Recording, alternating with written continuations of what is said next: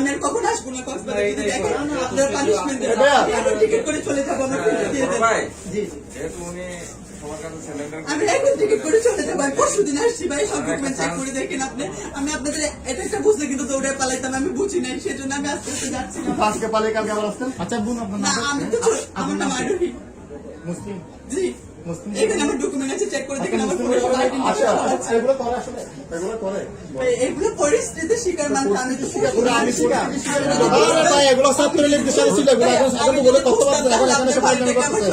আমি আমাকে হ্যান্ডেল করতাম না পালায়া, বাট আমি বুঝতে পারিনি পরিস্থিতি শিকার আপনাকে অন্য কিছু করেন, আপনি অন্য কাজ করতে পারেন না। আমি এখন আপনি মোবাইলটা দিয়ে দেন, আমি এই মুহূর্তে টিকিট করে চলে যাবো।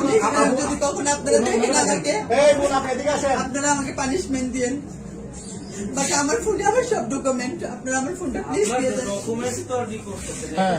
আমি এখন টিকিট করে চলে, আমি অন্যায় করেছি, আমি সরি বলতেছি। আমি এখানে এসেছি, আমার অন্যায় হয়েছে।